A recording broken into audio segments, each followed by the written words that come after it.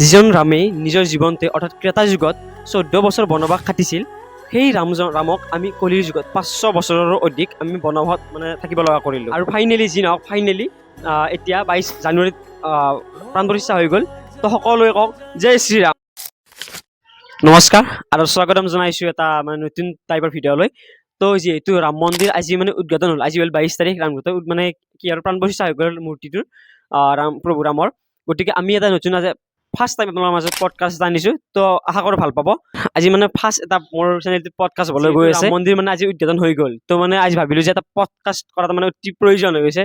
আৰু ৰামৰ কথা আমি যিখিনি জানো সেইখিনি একদম চিম্পুল আমাৰ পডকাষ্টটো আজি। এফালে আছে মন পাটোৱাৰী আৰু মইতো জানাই আৰু চিনি পাই। তো আমিতো আজি পডকাষ্ট পডকাষ্ট বুলিও নকওঁ, অলপ আলোচনা কৰিম। সেয়ে বেলেগে নাই, সেইখিনিয়ে আৰু আলোচনা কৰিম অলপ ৰাম মন্দিৰৰ ওপৰত। ৰাম মন্দিৰ কেনেকৈ হ'ল, কি হিষ্ট্ৰী ৰাম মন্দিৰৰ, সেয়ে আৰু বেলেগ বেছি নাই। সেইখিনি অলপ পডকাষ্ট টাইপত সামৰি ল'ম।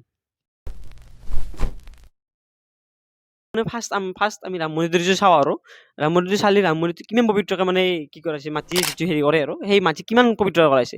1000+ পবিত্ৰ স্থানৰ পৰা মাটি আনছি, প্লাছ 200+ যেনে গংগা আছে আমাৰ তাতে, ধৰ এনেকৈ কিছুমান পবিত্ৰ জেগাৰ পৰাই পানী আনছি। আৰু এনেকৈ কিবা বহুত বহুত ধৰণত হেৰি কৰিছে আৰু পবিত্ৰ জেগাৰ পৰাই বস্তু আনছি, মাটি আনছি, পানী আনছি, এনেকৈ বহুত পবিত্ৰ যিটো ভূমি পূজন সেইবিলাক কৰা হৈছে। ইমান পবিত্ৰকে সেইটো এটা বনোৱা হৈছে। সেনেকুৱা আৰু তাৰ যিটো ৰামৰ জন্মভূমিৰ কথা ইমান পবিত্ৰ কৰা হৈছে। এনেকুৱা কিছুমান ধৰ আছে। আছে যে ৰাম মন্দিৰত তাতে আমাৰ হেৰি কৰা গৈছে যে এটা টাইম কেপচুল, যিটো বহুত বছৰক লাগি সেই থাকে আৰু বহুত তলত 2000 ফিট নে কিবা 2000 ফিট না 2000 ফিট তলত থৈ দিছে সেইটো।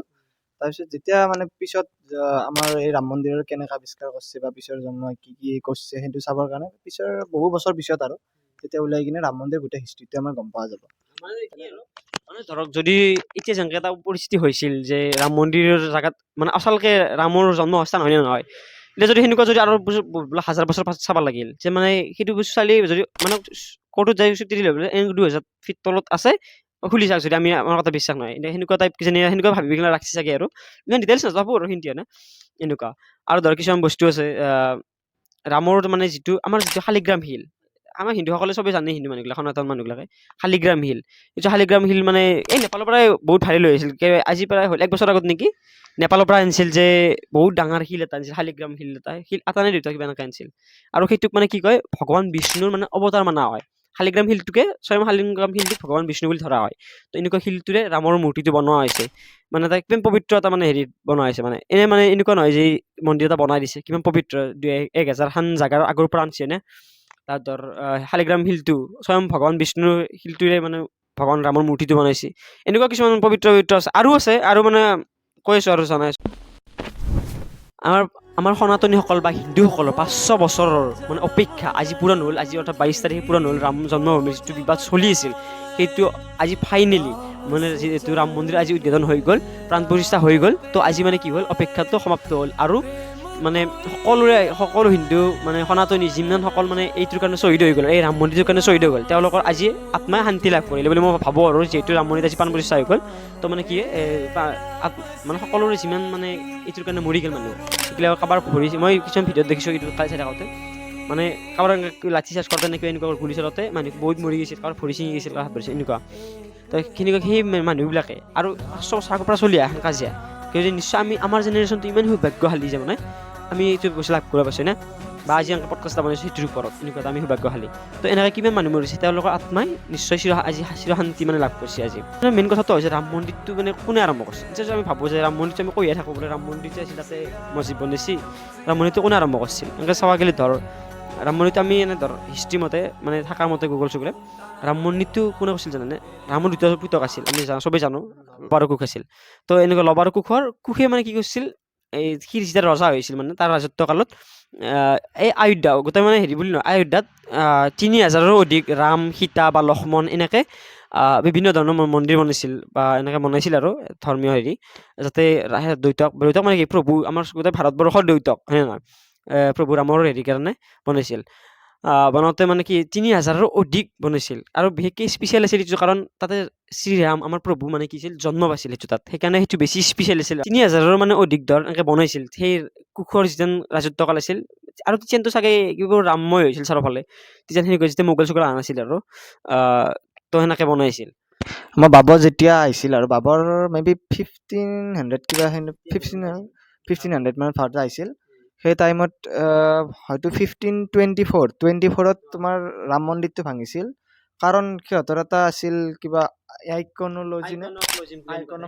আইকনক্লজিম মুছলমানসকলৰ এইটো আছিল যে ধৰ্মীয় বিশ্বাস যিগিলা আছিল সেই বিশ্বাসগিলা ভাঙা, য'ত যায় সেইটো বস্তু বিশ্বাসটো ভাঙাৰ কাৰণে সিহঁতৰ নীতি এটা আৰু সেই নীতিটো হেৰি কৰি কিনে সিহঁতে বহুত জাগাত য'তে গৈছে ত'তে মানে তাহাঁতৰ হেৰি কৰিছে। আৰু মানে অলপ মানে এটা কথা কৈ দিওঁ মাজতে, মানে অকল ভাৰত বুলি নহয়, এই ধৰক গৈছিল ইজিপ্ত নে কিবা, ইজিপ্ত আৰু হয় না ইজিপ্তত মানে এখন এনেকুৱা সিহঁতৰ কিবা ধৰ্মীয় থাকে যে কিবা পিৰামিড চিৰামিড এনেকে লগত সিহঁতৰ মূৰ্তি আছিল, সেই মূৰ্তি মানে মুখখন কাটিছে, ক'ৰবাত গলটো ছিঙি দিছে, এনেকুৱা মানে সিহঁতে য'তে মানে ইনভাইট কৰিছে সেইসমূহ জাগাত মানে এনেকুৱা কৰিছে আৰু। বাকী তুমি কিবা কৈছিলা?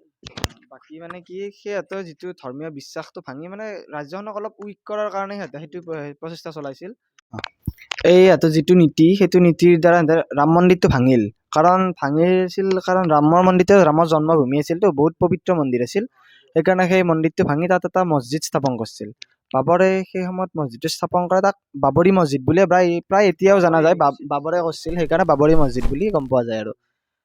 মই কথা এটা ক'ম বুলি ভাবিছিলো যে মানে কি হৈছিল, আৰু আমি কিছুমান মানুহ কৈ থাকে যে কি প্ৰুফ আছে যে তাতে ৰাম মন্দিৰ আছিল না, এনেকুৱা কিছুমান মানুহ কৈ থাকে যে, আৰু কিছুমান আমাৰ চবতকে দুখ লাগে হিন্দু মানুহে ক'লে কিছুমানে কয় না, মানে এতিয়া প্ৰুফৰ কাৰণে মই যদি কওঁ যে আমি হিন্দু বিলাকে ক'লে আপোনালোকে ক'ব বা মুছলমান বিলাকে ক'ব যে তহঁতে হিন্দু মানুহ কবি ৰাম মন্দিৰ থকা বুলি।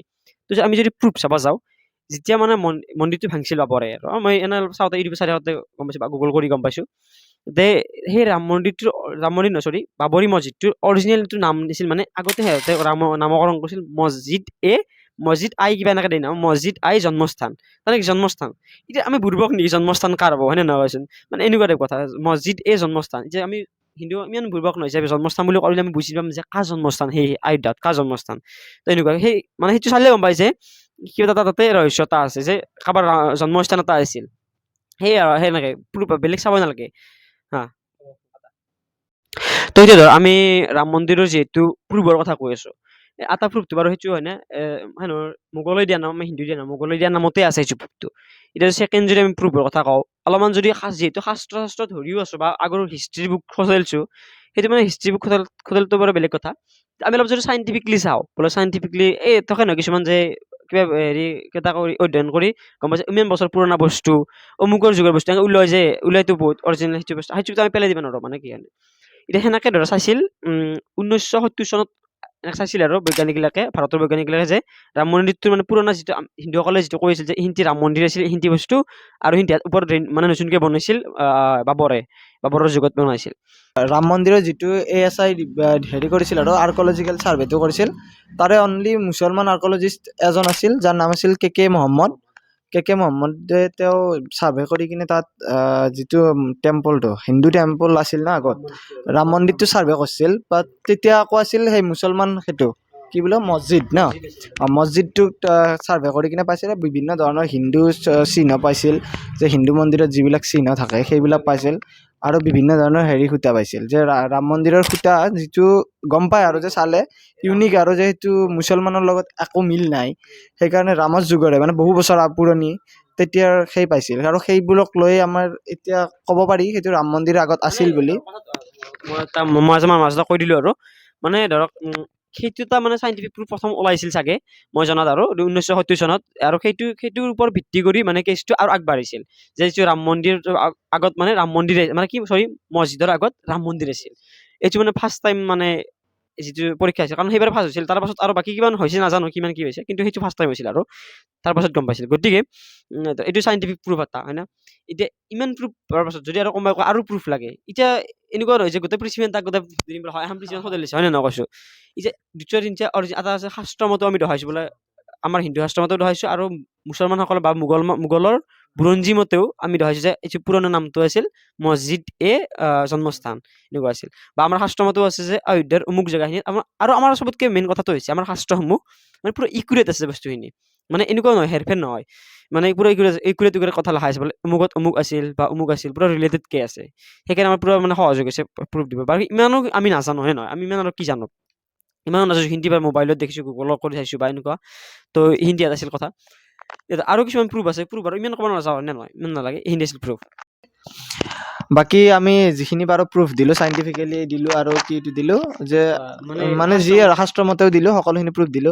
বাকী ভিডিঅ'টো আমি যিখিনি পাৰো সেইখিনি ইনফৰমেশ্যন আপোনালোকক দিব চালো, যে যিখিনি পাৰো মানে কি আমি নৰ্মেলি কথা পাতি থাকো এনে, আজিও কথাই পাতিছো, বাট কেমেৰাটো আগত লগাই থৈ দিছো, সেইখিনিয়ে ডিফাৰেঞ্চ। বাকী আমি মানে কি কেতিয়াবা আমি ৰিলচত পাওঁ বা ইউটিউব চিউটিউব পাই থাকো যে ৰাম মন্দিৰ এনেকুৱা তেনেকুৱা কথা, তাৰপিছত আমিতো অলপ অলপ ক্ষুদ্ৰ ক্ষুদ্ৰ জ্ঞান দুয়ো লৈ কিনে তাকে আলোচনা কৰি চালো। কথাটো আলোচনাটো নিশ্চয় আমাৰ ভাল লাগছে, কিন্তু আপোনালোকৰ ভাল লাগছে না সেইটো আপোনালোকে ক'ব। বাকী অলপ কিবা ক'ব? মানে মই লাষ্ট ফিনিচিংটো কৰি দিওঁ, শেষেই আছে ভিডিঅ'টো, কিন্তু ফিনিচিংটো কৰি দিওঁ। আপোনালোকে যদি এইখিনিলৈ ভিডিঅ'টো চাইছে, তেনে ধন্যবাদ জনাইছোঁ। প্ৰথমটো কথা, ৰামৰ মানে মোৰ ভিডিঅ'টো নাচালে ৰামৰ নামটো লৈ হ'লেও চাইছে, তাৰ কাৰণে ধন্যবাদ জনাইছোঁ। আৰু মেইন কথাটো হ'ল যে ভাবিছোঁ যে মই যদি আপোনালোকে এইটো ভিডিঅ'ত মৰম দিয়ে, মানে কি লাইক কমেণ্ট বহুত আহে বা আপোনালোকৰ ৰেছপন্সটো ভাল আহে, তেনেহ'লে এনেকুৱা কিছুমান আছে মন্দিৰ, আমাৰ অসমত বহুত মন্দিৰ আছে যিবিলাক মানে মানুহে নাজানে, হয়নে, নাজানে। আৰু কিছুমান মানে মন্দিৰ আছে ভাৰততো আছে, বহুতে জানে, তথাপিও ধৰক জনাব লগা আছে বা ফেমাছ কৰিব লগা আছে। তো এনেকুৱা কিছুমান এটা চিৰিজ আনিম যে মন্দিৰসমূহৰ বিষয়ে জনাম। যেনে আমাৰ ধৰক এটা শিৱলিংগৰ কামত আছিল যে হেৰিটো মহামৃত্যুঞ্জয় মন্দিৰ, নগাঁৱৰ মহামৃত্যুঞ্জয় মন্দিৰ, বহুত ভাৰতৰ মানুহ নাজানে যে, মানে কি অসমৰ মানুহটো চবেই জানে, কিন্তু বহুত অসমৰ বাহিৰৰ মানুহে নাজানে যে এনেকুৱা এটা মন্দিৰ আছে। অসম মানে নহয়, ভাৰতৰ চাগে চবতকে ডাঙৰ শিৱলিংগ, হয় না ভাৰতৰে, কাৰণ মই বেলেগত ভিডিঅ'টো দেখা নাই, সেইটো নিচিনা। তো এনেকুৱা, তো গতিকে কিছু জনাব লগা আছে। যদি আপোনালোকে ভাল পায়, লাইক ছাবস্ক্ৰাইবটো কৰিবই, আৰু ধুনীয়া চাই এটা কমেণ্ট কৰিব, জয় শ্ৰীৰাম বুলি হ'লেও কৰিব। তো এইখিনি ক'লোঁ। আৰু যদি ভাল পায় মই চিৰিজটো কি আগুৱাই লৈ যাম, ভালকৈ চিৰিজ ৰূপে আগুৱাই লৈ যাম, আৰু সেইটো ক'লোঁ। তো আজি এইখিনিয়ে আছিল। লাষ্টত আমি সকলোৱে এটাই ক'ম যে আজি ৰাম মন্দিৰটো উদ্ঘাটন হৈছে বা প্ৰাণ প্ৰতিষ্ঠা হৈছে, এটাই কথাই ক'ম, জয় শ্ৰীৰাম।